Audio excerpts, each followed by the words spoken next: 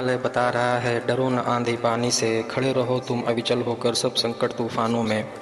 खड़ा रहा जो अपने पथ पर लाख मुसीबत आने में, मिली सफलता जग में उसको जीने में मर जाने में। तो फ्रेंड्स, इसी कथन के साथ शुरू करते हैं आज का करंट अफेयर्स, जो हमारे एग्ज़ाम के लिए बेहद ख़ास होते हैं।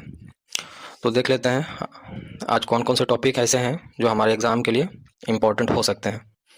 इसमें मिशन अन्य सेवा, UAPA, मून जे इन, मेटरहॉर्न पर्वत, मिल्खा सिंह, प्रवर्तन निदेशालय, डॉलर और रुपया, निवेश मित्र पोर्टल, GPS, प्रधानमंत्री गरीब कल्याण योजना। इसके बाद देखेंगे बिहार समसामयिकी और अंत में चलते चलते आज का सवाल। तो शुरू करते हैं आज का पहला टॉपिक, सेवा। इसका चर्चा में रहने का वजह यह है कि रिलायंस कंपनी ने इस सेवा की शुरुआत की है।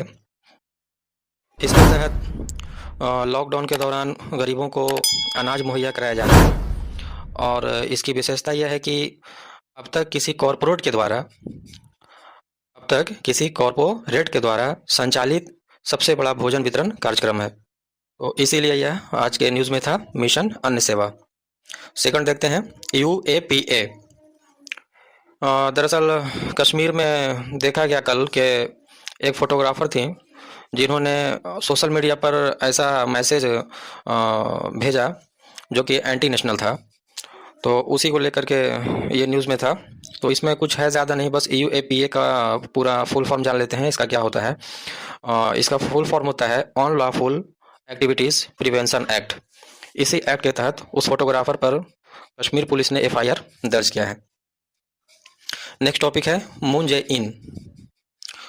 मून जे इन, इन्हें साउथ कोरिया का राष्ट्रपति नियुक्त किया गया है। हालांकि इसके लिए विश्व में काफ़ी आलोचना भी हो रही है कि अभी कोरोना वायरस पूरे विश्व में फैला हुआ है और इसी दरमियान साउथ कोरिया ने अपने यहाँ इलेक्शन करवाया। और खैर, अपने अपने देश की पॉलिसी होती है। तो फिलहाल हमें यह जानना है कि मून जे इन साउथ कोरिया के राष्ट्रपति बने हैं। अगला जो है टॉपिक, मेटरहॉर्न पर्वत।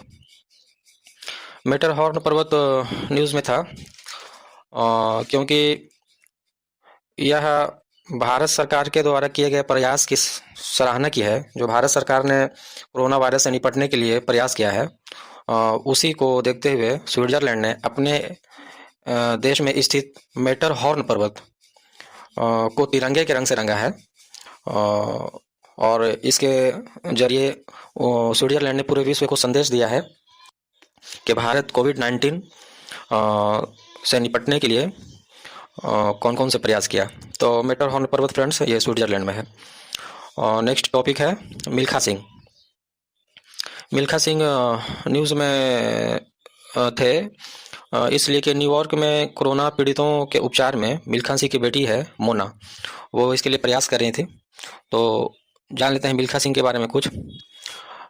जैसा कि हम लोग जानते हैं, मिल्खा सिंह एक एथलीट थे, एक धावक थे जिनका जन्म पाकिस्तान में हुआ था 1935 ईस्वी में। और इनकी प्रसिद्धि जो शुरू हुई थी वह उड़ीसा के कटक से मिली है, जहां 200 मीटर के रेस में उन्होंने जीत हासिल की थी। वहीं से इनकी प्रसिद्धि मिलना शुरू हुई। पाकिस्तान गवर्नमेंट ने इन्हें फ्लाइंग सिख की उपाधि दिया है और भारत सरकार ने इन्हें पद्मश्री से भी नवाजा है। जी मिल्खा सिंह जो हैं वह अपनी एक बायोग्राफी भी लिखे हैं, एक किताब लिखे हैं जिसका नाम है the race of my life. इन्होंने अपने जीवन में एक और एथलीट थे मान सिंह तोमर, उनको हराया था और हाल के कुछ वर्षों में इन पर एक फिल्म भी बनी है, भाग मिल्खा भाग, जिसमें जो है मिल्खा सिंह का रोल किया था फरहान अख्तर ने। तो ये था फ्रेंड्स मिल्खा सिंह के बारे में न्यूज़। आगे चलते हैं, प्रवर्तन निदेशालय। प्रवर्तन निदेशालय न्यूज़ में था क्योंकि हाल ही में जो मनी लॉन्ड्रिंग का जो मामला आ रहा है, बैंक धोखाधड़ी का मामला, उसमें ईडी ने 175 करोड़ की संपत्ति को जब्त किया है, इसलिए न्यूज़ में था। तो जान लेते हैं ईडी क्या है। ईडी यानी इन्फोर्समेंट डायरेक्टोरेट, जिसे हिंदी में प्रवर्तन निदेशालय कहते हैं। इसकी स्थापना 1 मई 1956 को हुई थी। इसका जो मुख्य काम है वो है मनी लॉन्ड्रिंग को रोकना। मनी लॉन्ड्रिंग का मतलब जिसके तहत काले धन को सफ़ेद धन में बदला जाता है।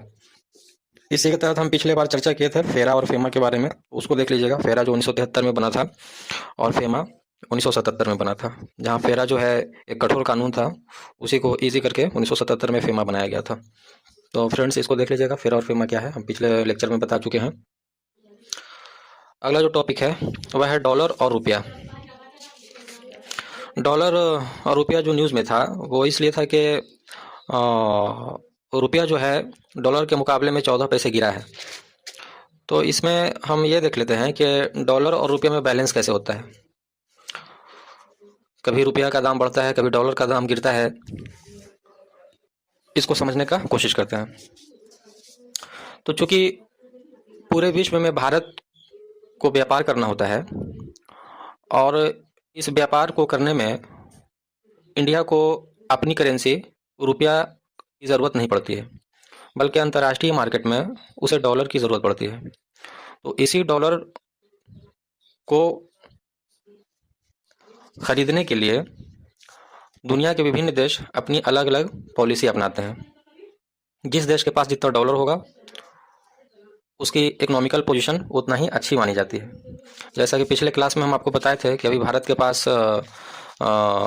विदेशी मुद्रा भंडार जो है वो लगभग 476.5 अरब डॉलर हो चुका है, जो कि एक साल के लिए आयात के लिए काफ़ी है। तो भारत की जो अर्थव्यवस्था है वह मुख्यतः दो चीज़ पर डिपेंड करता है, एक डॉलर और दूसरा तेल। और ये दोनों चीज़ जो है भारत का अपना नहीं है, दोनों उसे आयात करना पड़ता है। तो कोई भी देश, हम अपने देश की बात करते हैं, इंडिया की बात करते हैं, अगर इंडिया चाहता है कि हमारी करेंसी रुपया का वैल्यू बढ़ता रहे तब उसके लिए कुछ नीति अपनानी पड़ती है। जैसे भारत सरकार को उसके लिए आयात कम करना पड़ता है। आप सामान को कम खरीदिए और स्वदेशी को अपनाइए, यानी जो सामान आप खरीदना चाह रहे हैं अंतर्राष्ट्रीय मार्केट से, उसे आप अपने ही देश में प्रोडक्ट करने की कोशिश कीजिए। इसे स्वदेशी कहते हैं। पहला तो ये हुआ। दूसरा है निर्यात को बढ़ावा देना, यानी आप निर्यात को बढ़ाइए। उससे क्या होगा कि डॉलर जो है आपके देश में आएगा, और जब डॉलर आपके देश में आएगा तो उससे आपकी इकोनॉमिकल पोजीशन मजबूत होगी। उसी तरह से तेल है कि हमारे देश में तेल की जितना ज़रूरत है उतना हम उसका प्रोडक्शन नहीं कर पाते हैं, और फिर हम अंतर्राष्ट्रीय मार्केट से, खासकर गल्फ़ कंट्री से जो है हम तेल का आयात करते हैं। तो उससे क्या होता है कि हमारे देश में जो उपलब्ध डॉलर है वह फिर बाहर जाना शुरू हो जाता है। इसके कारण रुपया धीरे धीरे कमज़ोर होने लगता है। तो इस तरह से रुपया का वैल्यू हम बढ़ा सकते हैं, और थोड़ा सा भी चूक हुआ तो रुपया का वैल्यू धीरे धीरे गिरने लगता है। वैसे तो फ्रेंड्स ये एक बहुत बड़ी टॉपिक है, अगर इस पर चर्चा करने लगे तो एक लंबा वीडियो बन जाएगा। फिलहाल इतना ही। अगला टॉपिक है निवेश मित्र पोर्टल। निवेश मित्र पोर्टल जो सुर्खी में रहा है इसलिए कि इसकी शुरुआत यूपी गवर्नमेंट ने की है, उत्तर प्रदेश सरकार ने की है, जिसका उद्देश्य है औद्योगिक सुविधा मुहैया करवाना। इस पोर्टल पर, इस वेबसाइट पर कुल 146 सेवाएं दी जा रही हैं, और इस प्रकार से यह देश का सबसे बड़ा ऑनलाइन सेवा देने वाली पोर्टल बन गई है। तो इसलिए यह न्यूज़ में था। आगे देखते हैं जीपीएस। जीपीएस यानी जिसका फुल फॉर्म होता है ग्लोबल पोजिशनिंग सिस्टम। ये सुर्खियों में इसलिए था कि चंडीगढ़ में कोविड-19 को कंट्रोल करने के लिए जीपीएस युक्त स्मार्ट घड़ी का प्रयोग किया जा रहा है। तो हम यहाँ पर देखते हैं जीपीएस के बारे में। जीपीएस क्या है? तो जैसा कि अभी हम बताया कि जीपीएस एक ग्लोबल पोजिशनिंग सिस्टम है, जिसकी शुरुआत 1970 ईस्वी में अमेरिकन डिफेंस ने किया था। चूँकि उस वक्त जो था पूरा विश्व दो ध्रुवों में बटा हुआ था, जिसमें एक का नेतृत्व यूएसए कर रहा था और दूसरे का लीडरशिप यूएसएसआर कर रहा था, यानी सोवियत संघ। तो अमेरिका जो था हमेशा यह कोशिश में था कि हम किसी तरह से यूएसएसआर को पराजित कर सकें, तो उसी को ध्यान में रखते हुए वहाँ के डिफेंस सिस्टम ने ये सोचा कि आखिर हम एक ऐसा मतलब टेक्नोलॉजी बनाएं जिससे हमें यह पता चल सके कि हमारे देश में कौन कौन से घुसपैठिया घुस रहा है और हमारी फौजें कहाँ हैं, किस हाल में है। तो उसी को ध्यान में रखते हुए अमेरिकन डिफेंस ने 1970 में ग्लोबल पोजिशनिंग सिस्टम यानी जीपीएस बनाया और यह 1990 के बाद पूरी दुनिया के लिए खोल दिया गया। इसके द्वारा हम यह जान सकते हैं कि कोई व्यक्ति कहाँ है, हम अगर जा रहे हैं तो किस तरफ जा रहे हैं, हमारी पोजीशन क्या है।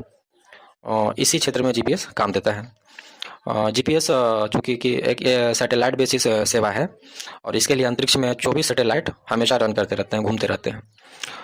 तो भारत भी इसका मोहताज था पहले, लेकिन जब कारगिल युद्ध हुआ था पाकिस्तान के साथ में तो उस समय अमेरिका ने भारत को जीपीएस सेवा देने से मना कर दिया था। उसी वक्त से भारत ने सोचा कि अब हमें भी अपना एक जीपीएस बनाना है, तो और इसमें भारत को सफलता भी मिली और आज भारत के पास अपना जीपीएस है जिसे IRNSS के नाम से जाना जाता है। IRNSS जिसका फुल फॉर्म होता है Indian regional navigation satellite system. Friends, इसमें खूबी यह है कि यह दुनिया का सबसे सस्ता जीपीएस है जिसमें सिर्फ 7 सैटेलाइट लगे हुए हैं, जबकि अमेरिका का जो जीपीएस है उसमें 24 सैटेलाइट काम करते हैं। उसी तरह से रूस का जीपीएस का नाम ग्लोनास है, यूरोपीय यूनियन के जीपीएस का नाम गैलिलियो है। तो यह था फ्रेंड्स जीपीएस के बारे में। आज के करंट्स का आखिरी टॉपिक देख लेते हैं, प्रधानमंत्री गरीब कल्याण योजना। तो यह योजना भारत सरकार की है जो कोरोना वायरस के दौरान शुरू किया गया था, जिसका उद्देश्य है कि कोविड-19 यानी जो लॉकडाउन हुआ था तो उस दौरान भारत में कोई भी व्यक्ति भूखा न रहे।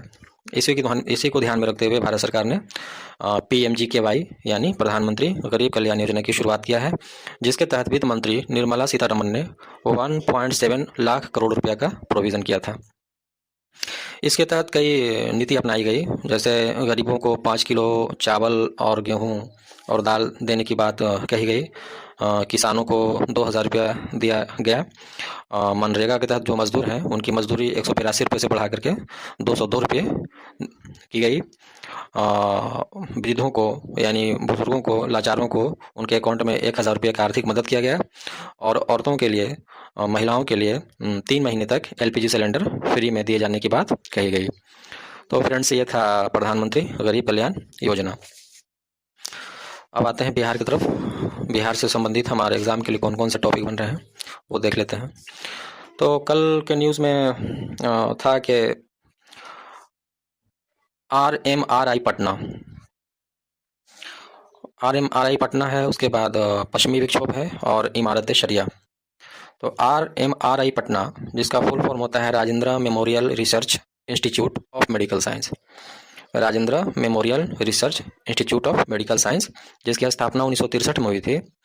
यहाँ कोरोना वैक्सीन को लेकर के शोध कार्य शुरू किया गया है, यानी कोविड-19 को लेकर यहाँ रिसर्च शुरू किया गया है RMRI पटना में, इसीलिए यह सुर्खियों में था, न्यूज़ में था। आगे देखते हैं पश्चिमी विक्षोभ, जिसे वेस्टर्न डिस्टर्बेंस भी कहते हैं। यह कल के न्यूज़ में था कि पश्चिमी विक्षोभ के कारण बिहार में जो है गेहूँ की खेती को नुकसान पहुँचा है। तो इसमें हम देख लेते हैं कि पश्चिमी विक्षोभ क्या है, वेस्टर्न डिस्टर्बेंस क्या है। तो पश्चिमी विक्षोभ फ्रेंड्स यह मानसून से जुड़ा हुआ है और यह दरअसल भूमध्य सागर से उठने वाली एक तूफान है, एक चक्रवात है जो अपने साथ आंधी तूफान लाती है, बारिश लाती है। और यह जो चक्रवात भूमध्य सागर में उठता है उसका कारण यह है कि भूमध्य सागर के इलाके में बहुत ज़्यादा गर्मी बढ़ जाती है, तो उसके कारण वहाँ उस इलाके में डिस्टर्बेंस पैदा होता है और फिर साइक्लोन शुरू हो जाती है। यह धरती से 7 से 8 किलोमीटर ऊपर उठकर चलती है और इसका आगमन जो होता है भारत में मुख्यतः जनवरी महीने ही में होता है, लेकिन चूंकि अब मौसम तो बिगड़ रहा है तो जिसे कहा जाता है बिन मौसम बरसात, तो इस वजह से यह अप्रैल महीने में भी बिहार में आया है। तो ये था फ्रेंड्स पश्चिमी विक्षोभ। और बिहार से रिलेटेड एक आखिरी टॉपिक देख लेते हैं, इमारत शरिया। इमारत शरिया का पटना में है और यह न्यूज़ में इसलिए था कि इन्होंने ऐलान किया है कि मुस्लिम समाज जो है वह रमज़ान के महीने में इफ्तार पार्टी न दें, क्योंकि कोविड-19 का जो खतरा है देश में उसको ध्यान में रखते हुए। तो जान लेते हैं कि इमारत शरिया क्या है। तो इमारत शरिया एक मुस्लिम संस्था है जो कि धार्मिक और सांसारिक दोनों प्रकार के कार्य करती है। इसकी स्थापना जो है पत्थर की मस्जिद में 1921 ईस्वी में एक कॉन्फ्रेंस हुआ था, जिसकी अध्यक्षता मौलाना अबुल कलाम आज़ाद ने की थी। और वहीं पर कहा गया था कि हमें एक ऐसा संस्था चाहिए जो मुस्लिमों के लिए, मुसलमानों के लिए सांसारिक और धार्मिक दोनों प्रकार का गाइडर कर सके, यानी उसका लीडरशिप कर सके। तो इसीलिए न्यूज़ में था फ्रेंड्स, इमारत शरिया। तो इस तरह से आज हमारा करंट का जो क्लास है वो समाप्त होता है। देख लेते हैं आज का सवाल। पहला सवाल प्रारंभिक परीक्षा के लिए, हार्पून मिसाइल का संबंध किस देश से है? हार्पून मिसाइल का संबंध किस देश से है? Second question for mains, banking प्रणाली के अंतर्गत अपनाई जाने वाली विलय नीति के पक्ष और विपक्ष में अपना तर्क प्रस्तुत करें। फिर से सुने, बैंकिंग प्रणाली के अंतर्गत अपनाई जाने वाली विलय नीति के पक्ष और विपक्ष में अपना तर्क प्रस्तुत करें। तो ये था फ्रेंड्स आज का करंट्स। फिर मिलते हैं नेक्स्ट। जय हिंद।